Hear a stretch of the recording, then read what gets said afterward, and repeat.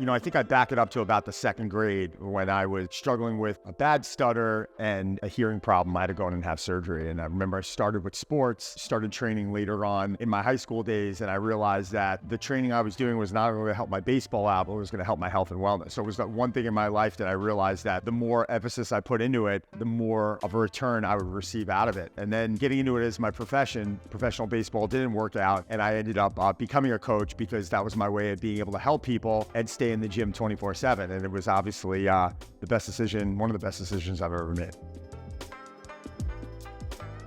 Start easy, okay? Consistency trumps intensity. Study the exercise videos, go through the motions, just get good quality reps in. Do not focus on trying to go 100%. If you're new to exercise, I want you to take weeks to, a term I like to use is marinate into the workout, marinate into the session. You will develop the ability to increase intensity, but in the meantime, just show up, get the work in, follow the technique, and good things are gonna happen.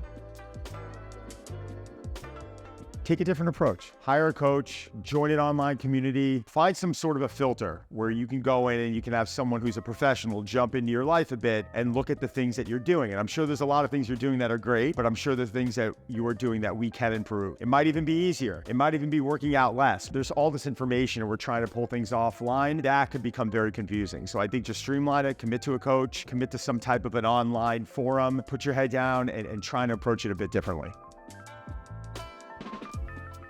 Every workout has to be this 110% approach. I think you start getting in really good shape and you start feeling really good about your energy and your body and your movement when you recognize that certain days you got to go hard and other days you got to back off a bit. And how do you know how to do this? Join an online community or you hire a coach and you start learning how to train. A lot of us go in and just work out. And working out is when you're pulling a workout off the internet and you're just going through the motions. You're not really focusing on executing reps. So I think we always tie in training to this Rocky type mentality where we have to be going to the point of collapsing and exhaustion, and it's actually the complete opposite. I'd rather you be consistent. I'd rather you recognize when there are days where you have high levels of energy and we could put our foot on the gas, and other days when your body's just worn down and tired from life in general. And when that happens, back off, go through the motions, dog it a bit, feel good about yourself when you're leaving that session, and rinse and repeat the following day.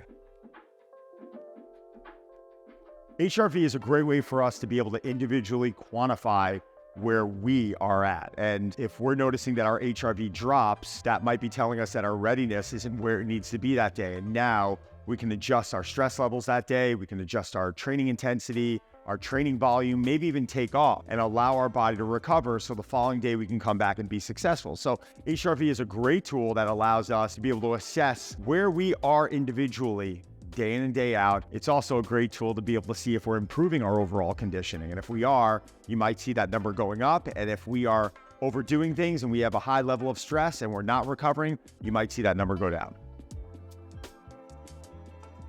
I use my Apollo wearable to help improve my moments of relaxation, my moments of unwinding, and my moments of sleep. So this has been part of my everyday routine when I'm done with work. This is when I put my Apollo wearable on, that's almost my switch to be able to ignite my ability to recover and unwind. And what I'm finding now is that my sleep quality has improved according to my Oura Ring. I am feeling like I'm waking up the following day with higher levels of energy, which for me is probably my most important focus. I want high levels of energy. When my energy is high, that means that I can, work at the level I want to work at. I can train at the level I want to train at, and I have a high level of mental readiness. In at meetings, I don't feel like I need that cup of coffee. As long as my energy is always good, I feel like I can accomplish anything. So this has definitely been an incredible tool for me in the sense of actually able to improve these attributes. Even though most wearables are giving us the data and the information to improve it, this is actually helping us to improve it.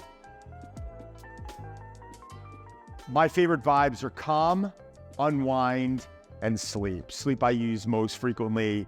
I'm pretty much always putting sleep on for the minimum of 2 hours. And if I'm, in bed watching TV or I'm with the family, I might even run it while I'm sleeping. And I find 9 out of 10 times I'm falling asleep with it on. I'm getting a much more restful night's sleep. I find that when I get out of the shower and my watch is off, that is my switch to put the Apollo on. And when my Apollo goes on, that means that my evening routine has begun. And, I'm trying to do things that are calming. I'm trying to relax myself, trying not to have exposure to so much blue light. I'm putting my phone away.